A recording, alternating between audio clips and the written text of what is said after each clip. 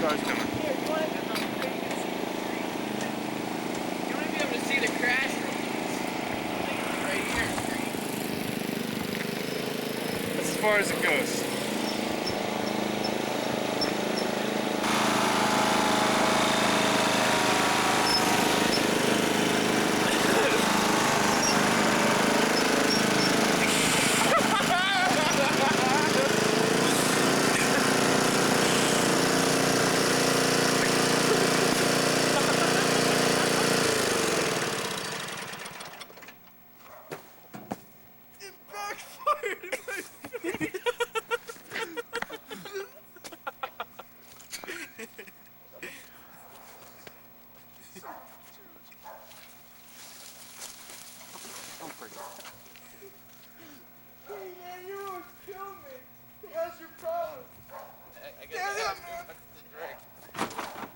You almost killed me.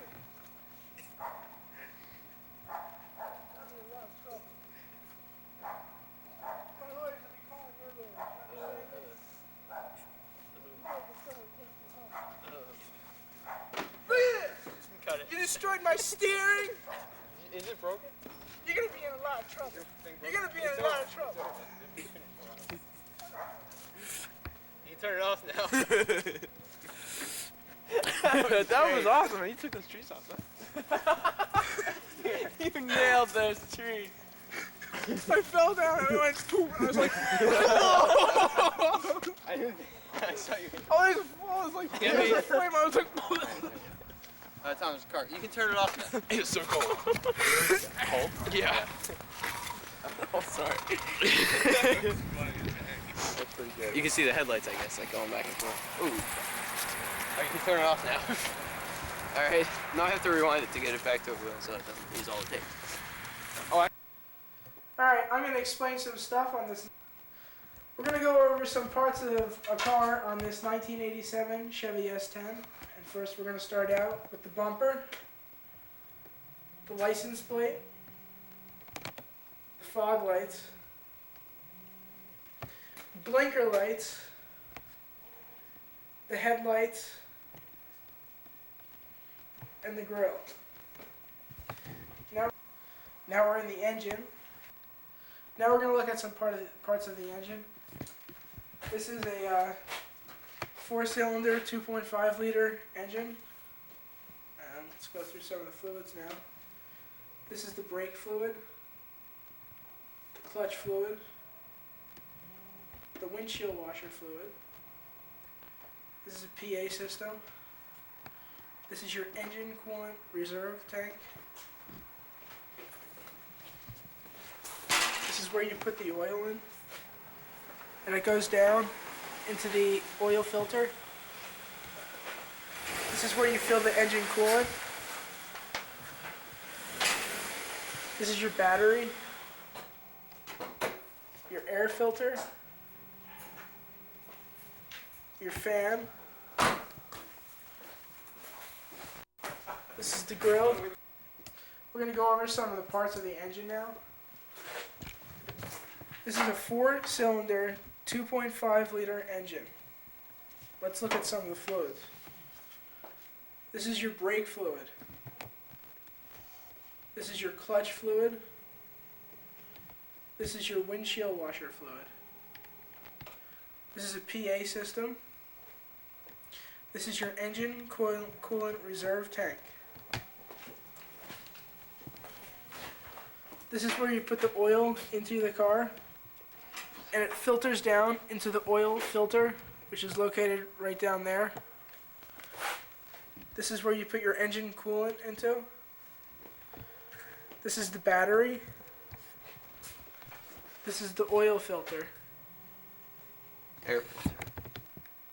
Now we're going to go over some parts of the engine. This is a 4-cylinder, 2.5 liter engine. Let's look at the fluids a little bit now. This is where the brake fluid goes. This is where the clutch fluid goes. This is where the windshield washer fluid goes. This is a PA system. This is the engine coolant reserve tank. This is where you put the engine coolant. This is where you put the oil into the car. And it filters down into the oil filter, which is that white part down there. This is the fan belt. And here is the fan.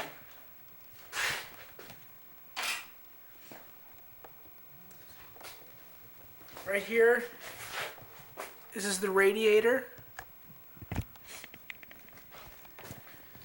This is the car battery.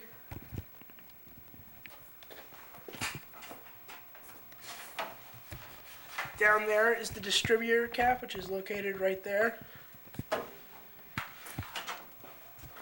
This is the windshield washer or windshield wiper device.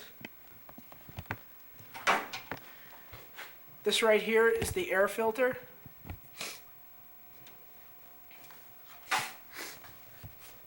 And that concludes our tour of a 4-cylinder, 2.5 liter engine. I hope you enjoyed it. We're going to go over some of the parts of your engine now.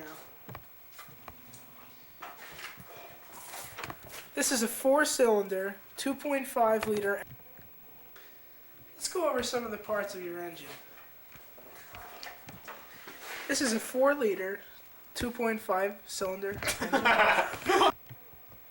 Let's go over some of the parts of your engine. This is a 4-cylinder, 2.5 liter engine. Let's look at some of the fluids. This is your brake fluid. This is your clutch fluid. This is your windshield washer fluid. This is your PA system. This is the engine coolant reserve tank. This is where you put your engine coolant into the car. This is where you put the oil into the car. The oil then goes down into the white device down there. That is your oil filter. If you look over here, down below, that is your distributor cap. This is your air filter. This is your battery. This is the radiator down below in there. And the fan is located in here. What drives that fan, you may ask? That would be the fan belt, which is located right there. Right here we have your windshield washer device, which controls your windshield washers. That concludes our tour. This concludes our tour of the modern 4-cylinder engine.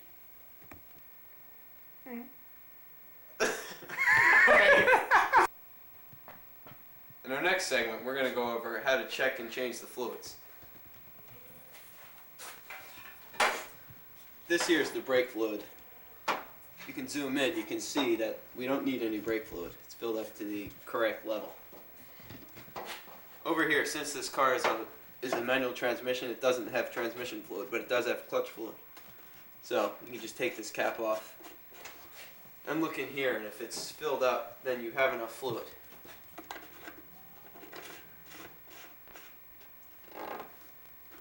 This is the window washer fluid. Just open the cap, you can check to see if there's enough in there. And this is filled up enough, but it could use some more.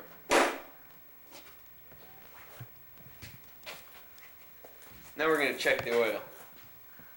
This stick here is the oil. You just pull it out, and you can wipe it off with a rag.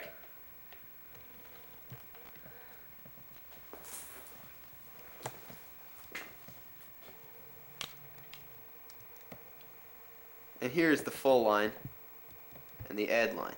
So now I'm going to dip it back in and see where the level's at.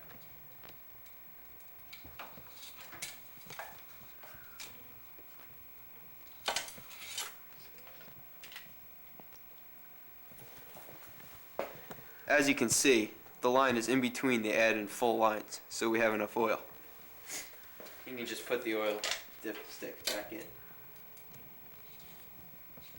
If you were low on oil, you would just unscrew this cap and that's where the oil would go in. Over here, this is the coolant fluid, and as you can see, it's filled up all the way, so we don't need to add any.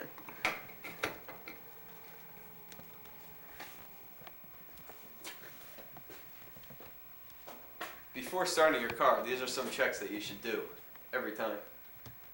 So that concludes this segment on how to change and check the fluids. This is a message to all you young drivers. Reckless driving doesn't only affect you, it affects